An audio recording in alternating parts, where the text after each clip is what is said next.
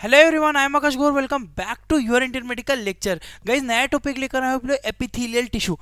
हमारे इनाट फिजियो के लेक्चर चल रहे, डिस्क्रिप्शन में लिंक है। हमारा दूसरा चैनल भी इंडियन मेडिकल लेक्चर के नाम से, उसमें भी बहुत सारी चीज़ें डली हुई है। इसमें डिस्कस करेंगे एपिथेलियल टिश्यू होते क्या है, कितने प्रकार के होते हैं, Hindi plus English, English medium वालों के लिए भी जरूरी, हिंदी मीडियम, क्योंकि मैंने यहाँ पे दोनों भाषाओं में समझाऊंगा, हिंदी में भी और इंग्लिश में भी, दोनों भाषाओं में क्लियर करते हैं। देखिएगा, सबसे पहले डेफिनेशन डिस्कस करने वाले।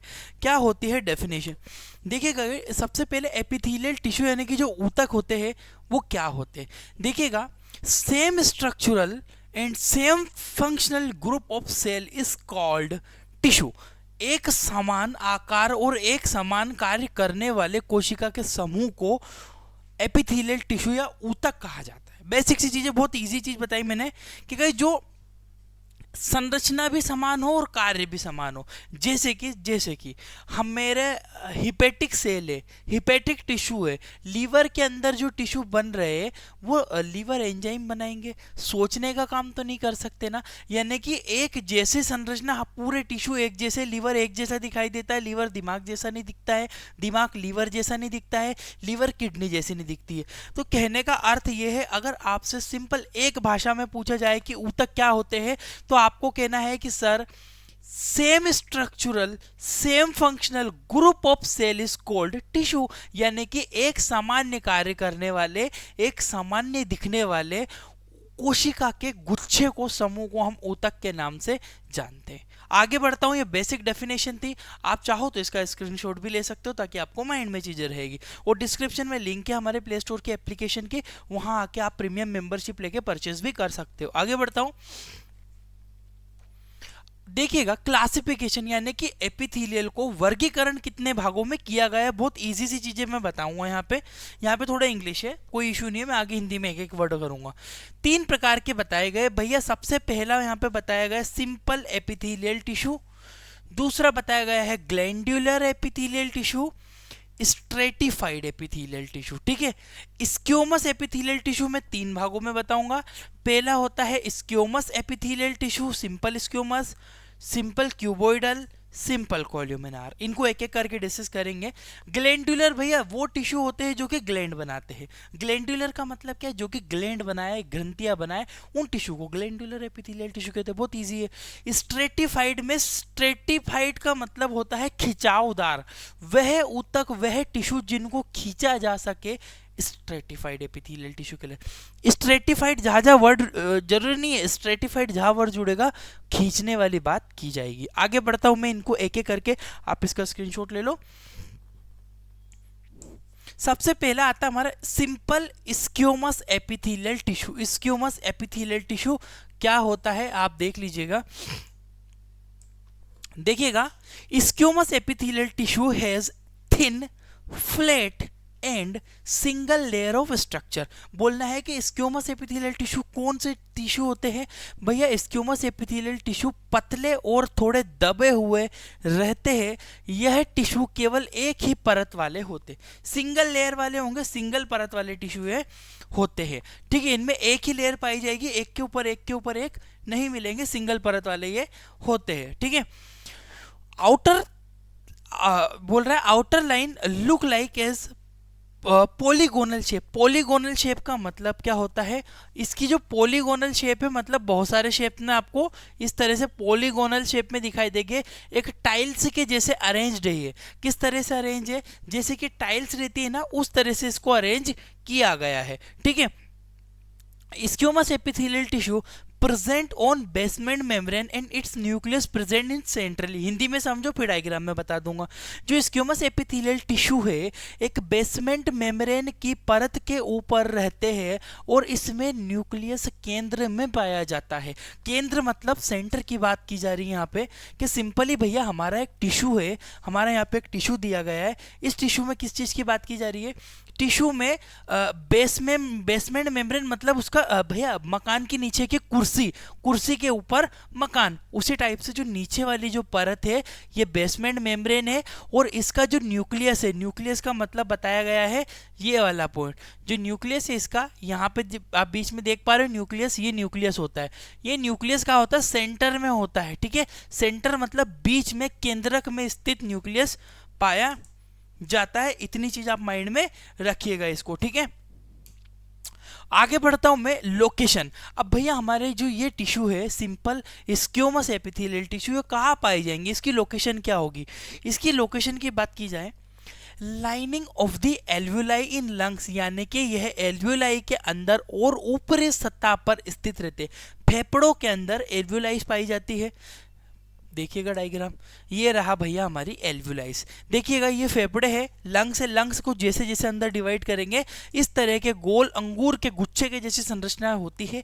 इसके अंदर जो है ना यहाँ पे छेद है, ये खाली होते हैं। इनकी जो परत है इसमें टिश्यू पाए जाते हैं। कौन कौन से, सिंपल स्क्यूमस एपिथेलियल टिश्यू इसकी परत से बने हुए। क्लियर है, लंग्स के फेफड़ों के एल्वुलाई में पाए जाते हैं। फंक्शंस भी आगे बताऊंगा।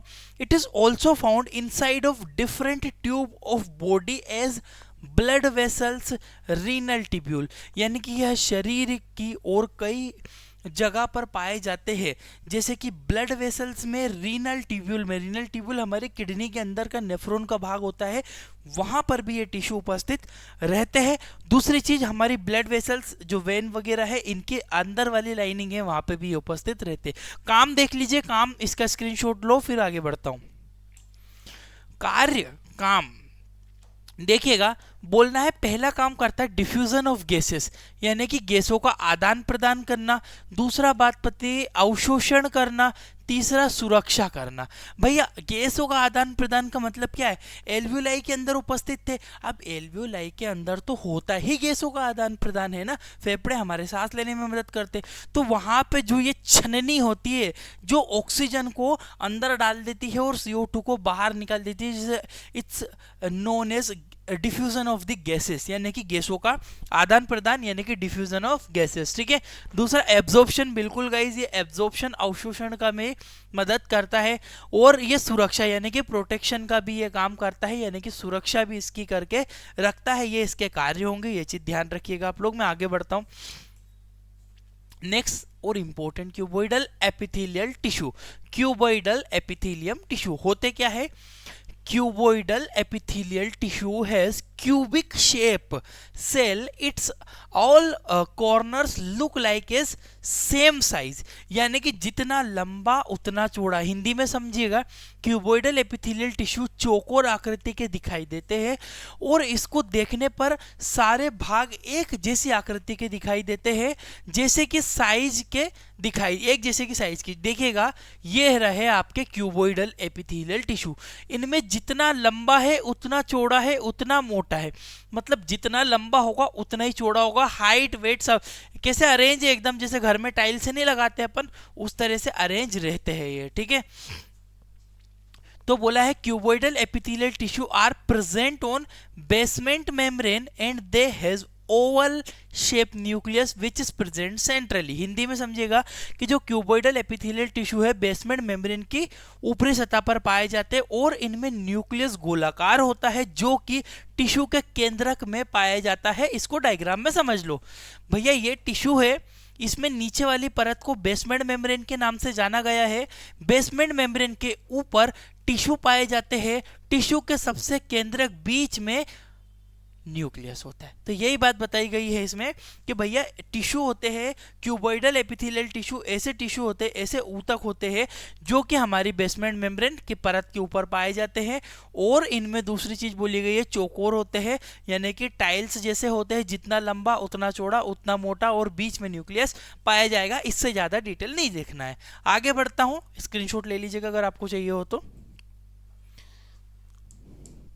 नेक्स्ट, लोकेशन भैया हमारे कहां पर पाए जाएंगे, मिलेंगे कहां पे। पहली चीज है दे प्रेजेंट इनसाइड ऑफ किडनी, हमारी किडनीज के अंदर मिलेंगे। दूसरी चीज बोल रही है किडनी के अंदर पाए जाएंगे हमारी। और दे प्रेजेंट डिफरेंट ग्लैंड, यानी कि सलाइवरी ग्लैंड के अंदर भी ये टिश्यू हमें मिलते हैं, ठीक है।